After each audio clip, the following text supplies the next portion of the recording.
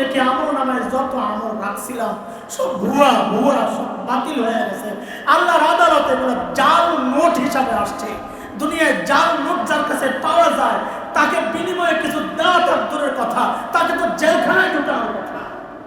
হাসরেও যদি দাঁড়ায় দেখি আমার আমল সব জাল নোটের মতো, তো আমার হালত কি হবে বুঝতে বলে? গর্ব করতেছি না, বহুত কিছু করে ফেলছি না? হ্যাঁ, এতটা নিশ্চিন্ত হয়ে গেছি সারাদিন। আরে আমি সহ, আমি তো 1 নম্বর জালিম, আমি 1 নম্বর জালিম। আমি সহ অধিকাংশ মানুষের চেহারার দিকে তাকাইলে মনে হয় না এই মানুষটার আখিরাতের কোনো চিন্তা আছে। অযথা গল্প, কিচ্ছা, কাহিনী, হাসি তামাশা চলছে আর চলছে। তাসবিহ পড়ে গেছে, সারাক্ষণ বসে বসে মোবাইল টিপতেছে। তিলাওয়াত ছুটে গেছে, সারাক্ষণ বসে বসে ফেসবুক চালাতেছে। তো আমি দাঁড়াই আল্লাহর আদালতে আমার হালতটা কি হবে বলেন? মাঝে মাঝে তো মনে হয় না জানি আল্লাহর ওই ভয়ঙ্কর ডাকের মুখে পড়া যায়। দুনিয়ায় মৌলবী কি করে করছো, ওয়াজ করছো না, আল্লাহ ডাক দিয়ে না বলে দেন অন্তাজুল ইয়াউমা আইয়ুহাল মুজরিমুন, তুই আমার কাছে অপরাধী, তুই আজকে আলাদা হয়ে। কার হিম্মত আছে ওই ডাকের সামনে দাঁড়ানো বলেন? কেমনে হাসি আসতেছে বলেন? হ্যাঁ, কি হালত বলেন? এক বিশ্বকাপ উন্মাদনা চলতেছে, এই উন্মাদনায় নিজে যে মুসলমানের তো বোঝা যায় না। আমল তো পরের কথা, তার কত বহু পরের জিনিস, তার কত বহু পরের জিনিস। মুসলমান হিসেবে নিজেকে পরিচয় দেওয়ার মতো হালত আমরা নাই। চুল থেকে পা পর্যন্ত এমন একটা কিছু নাই যেটা নবীজি সাল্লাল্লাহু আলাইহি সাল্লামের সুরতের সাথে মিলে। আমিও শাফাআতের আশা করি, আমিও আল্লাহর মাফ পাওয়ার আশা করি। থাকেন, করতে থাকেন, করতে থাকেন। কিন্তু ভাই বিষয়টা তো সহজ না।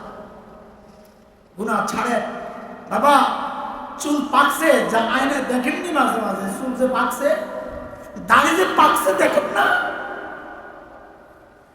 সাদা হয়ে গেছে, এখন গুনাহ ছাড়েন না, তো ছাড়বেন কবে? যুবক, তুমি এমনটা মনে করো না, এই ধোকায় করো না যে আমার তো চুল দাড়ি পাকে না, আমার মরার টাইম আছে এখনো। না রে বাপ, এটা ধোকা, ধোকা। কত বাবাকে দেখছি সন্তানের লাশ কাঁদুনিয়া গুরুস্থানে যায়। আরে কে জানে এই মজলিসেও এমন কেউ থাকতে পারে আমি সহ, যে বসে আছে এখানে, নিশ্চিন্তে বসে আছে এখানে, সে জানেও না, তার খবরও নাই, ইতিমধ্যেই তার কাফনের কাপড়টা চলে আসছে দোকানে, সে এখানে বসে বসে তামাশা করতেছে। বাড়ি পর্যন্ত যাইতে পারবে না, রোগ চলে গেছে। একজন মুসলমানের জিন্দেগিটা হইতে পারে না দোস্ত, একজন ইমানদারের জিন্দেগিটা হইতে পারে না। মুত্তাকি তো দূরের কথা, হাফেজ তো দূরের কথা, আলেম তো দূরের কথা, হাজি তো দূরের কথা, পীর তো দূরের কথা, একজন সাধারণ মুসলমানের জিন্দেগিটা হইতে পারে না।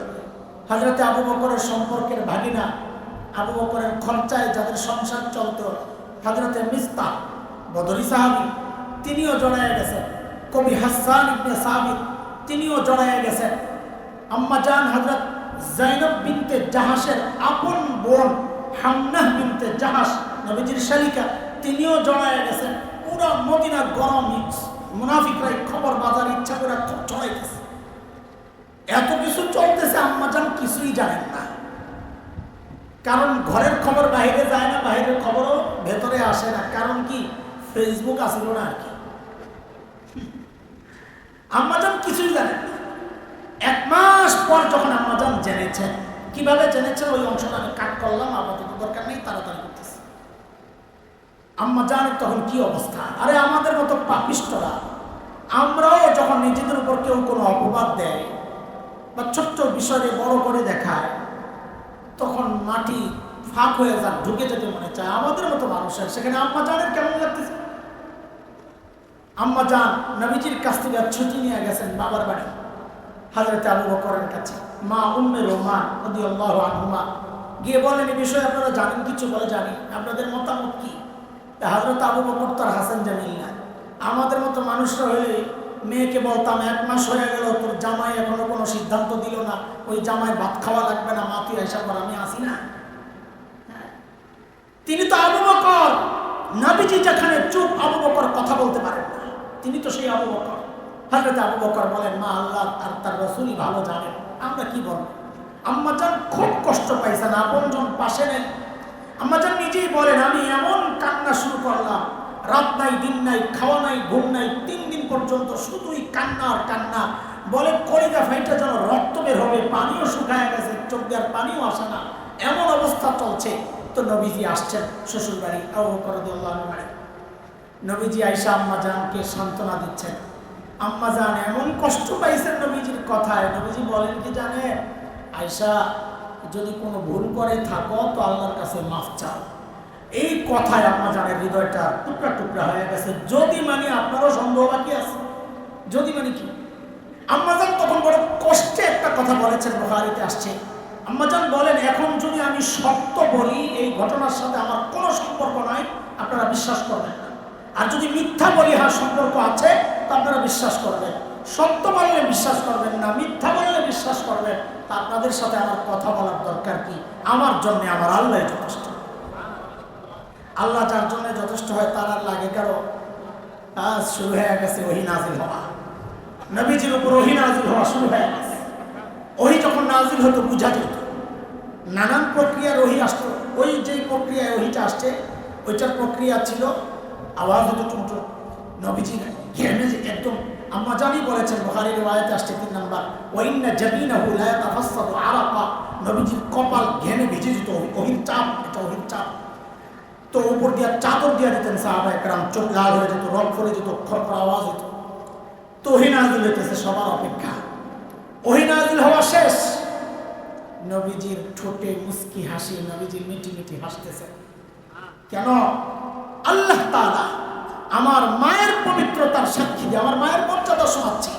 আল্লাহ তাআলা আমার মায়ের পবিত্রতার সাক্ষী দিয়া কোরআন আল কারীমের 1টা 2টা 3টা 4টা 5টা না দোস্ত, কোরআন আল কারীমের সূরাতুন নূর পড়ে দেখেন, আল্লাহ তাআলা 10টা আয়াত আল্লাহ নাযিল করেছেন। আমার মায়ের দাম আল্লাহর কাছে কয় আয়াত? এর মধ্যে একটা আয়াতের দিকে তাকাইলে তো আমারই ভয় লাগে। আল্লাহ তাআলা সাহাবীদেরকে রীতিমতো ধমকাইতেছিলেন। কাদেরকে? যাদের প্রশংসা নিজে করছেন, সেই সাহাবীদেরকে আল্লাহ ধমকাইতেছিলেন। কি বইলা? ফালাউলা ইয সামি'তুমুহু কুলতুম মা ইয়াকুনু লানা আন নাতাকাল্লামা বিহাযা সুবহানাক হাযা বুহতানুন আযীম।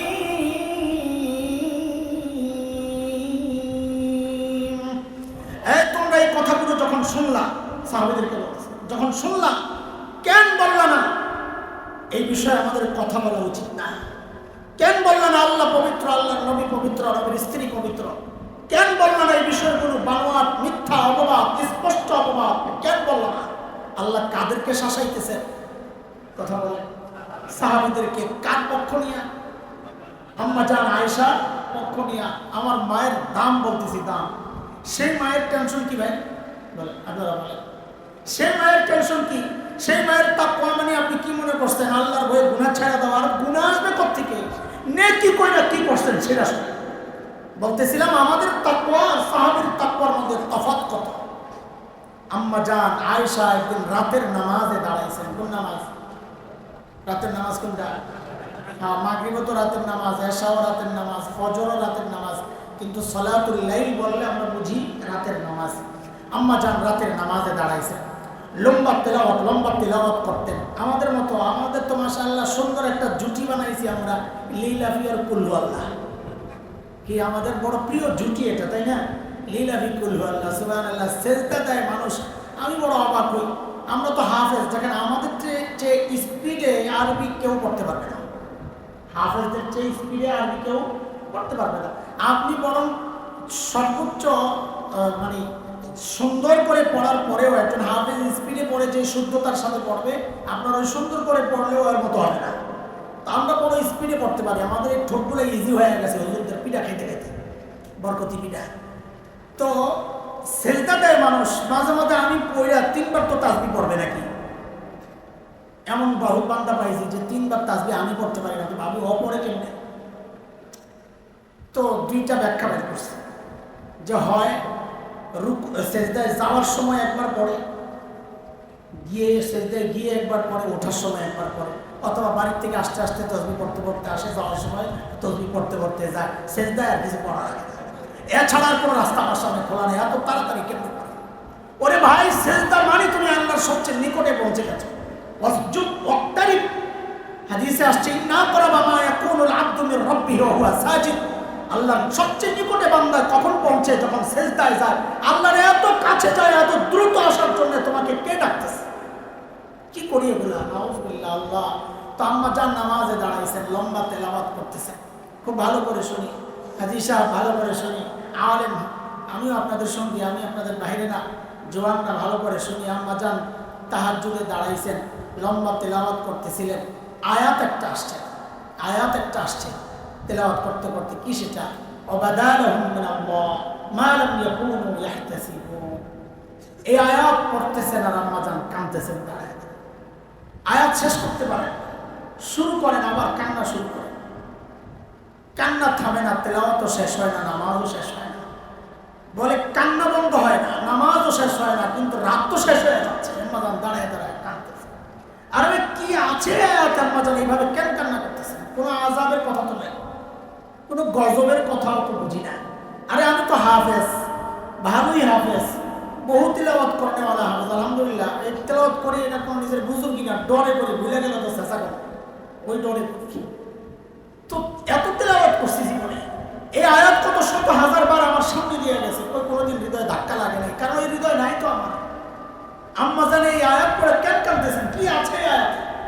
আল্লাহ তাআলা বলতেছেন ওয়াবাদালাহুম মিনাল্লাহ, হাসরের মাঠে কোন কোন বান্দা এমন পরিচয় প্রকাশ পাবে আল্লাহর পক্ষ থেকে যেটা দুনিয়াতে ছিল না। দুনিয়ায় যে পরিচয় ছিল ওইটা না, অন্য পরিচয় প্রকাশ পায় গেছে। হ্যাঁ, যার কল্পনাও সে দুনিয়াতে করে না, এমন একটা পরিচয় আল্লাহর সামনে, মানুষের সামনে হাসরের মাঠে আমার প্রকাশ পাইতে পারে। দুনিয়ায় তো আমার পরিচয় আমি হাজি, আল্লাহ না করুন এমনও হইতে পারে হাসর উঠা দেখবো আল্লাহ পাজিদের সাথে তারপরে আসছে।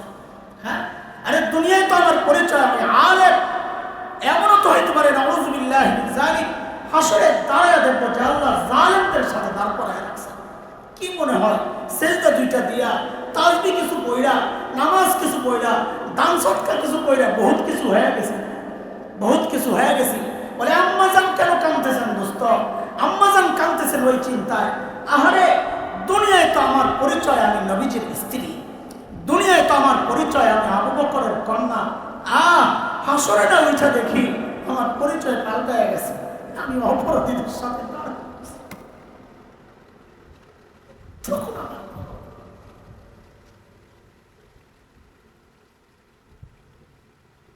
আল্লাহর নবীর সবচেয়ে প্রিয় মানুষটার কথা শোনাচ্ছি। তো আমাদের কি করা দরকার? আরে গুনাহ তো দূরের কথা, গুনাহ না করে যাদের অবস্থা এরকম ছিল, তা আমরা যারা গুনায় লাগা থাকি আমাদের কি করা দরকার? আরে আমাদের তো সারাক্ষণ দুনিয়াতে চিৎকার চেঁচামেচি কইরা জমিনে গলাগলি খাওয়া দরকার। হায় আমার কি হবে? হাসরে ওইটা যদি দেখি আমল নামায় যত আমল রাখছিলাম সব ভুয়া ভুয়া, সব বাতিল হয়ে গেছে। আল্লাহর আদালতে এগুলো জাল নোট হিসাবে আসছে। দুনিয়ায় জাল নোট যার কাছে পাওয়া যায় তাকে বিনিময়ে কিছু দেওয়া তার দূরের কথা, তাকে তো জেলখানায় ঢুকানোর কথা। হাসরেও যদি দাঁড়ায় দেখি আমার আমল সব জাল নোটের মতো, তো আমার হালত কি হবে? বলেন, গর্ব করতেছি না? বহুত কিছু করে ফেলছি না? হ্যাঁ, এতটা নিশ্চিন্ত হয়ে গেছি সারাদিন। আরে আমি সহ, আমি তো 1 নম্বর জালিম, আমি 1 নম্বর জালিম, আমি সহ অধিকাংশ মানুষের চেহারার দিকে তাকাইলে মনে হয় না এই মানুষটার আখিরাতের কোনো চিন্তা আছে। অযথা গল্প, কিচ্ছা, কাহিনী, হাসি তামাশা চলছে আর চলছে। তাসবিহ পড়ে গেছে, সারাক্ষণ বসে বসে মোবাইল টিপতেছে। তিলাওয়াত ছুটে গেছে, সারাক্ষণ বসে বসে ফেসবুক চালাতেছে। তা আমি দাঁড়াই আল্লাহর আদালতে আমার হালতটা কি হবে বলেন? মাঝে মাঝে তো মনে হয় না জানি আল্লাহর ওই ভয়ঙ্কর ডাকের মুখে পড়া যায়। দুনিয়ায় মৌলবী কি করে করছো, ওয়াজ করছো না? আল্লাহ ডাক দিয়ে না বলে দেন অন্তাজুল ইয়াউমা আইয়ুহাল মুজরিমুন, তুই আমার কাছে অপরাধী, তুই আজকে আলাদা হয়ে। হিম্মত আছে ওই ডাকের সামনে দাঁড়ানো? বলেন কেমনে হাসি আসতেছে? বলেন হ্যাঁ কি হালত? বলেন এক বিশ্বকাপ উন্মাদনা চলতেছে, এই উন্মাদনায় নিজে যে মুসলমানের তো বোঝা যায় না। আমল তো পরের কথা, তার কত বহু পরের জিনিস, তার কত বহু পরের জিনিস। মুসলমান হিসেবে নিজেকে পরিচয় দেওয়ার মতো হালত আমরা নাই। চুল থেকে পা পর্যন্ত এমন একটা কিছু নাই যেটা নবীজি সাল্লাল্লাহু আলাইহি সাল্লামের সুরতের সাথে মিলে। আমিও শাফাআতের আশা করি, আমিও আল্লাহর মাফ পাওয়ার আশা করি। থাকেন, করতে থাকেন, করতে থাকেন। কিন্তু ভাই বিষয়টা তো সহজ না। গুনাহ ছাড়েন বাবা। চুল পাকছে, যা আয়নায় দেখেননি মাঝে মাঝে? চুল যে পাকছে, দাড়ি যে পাকছে দেখেন না? সাদা হয়ে গেছে, এখন গুনাহ ছাড়েন না তো ছাড়বেন কবে?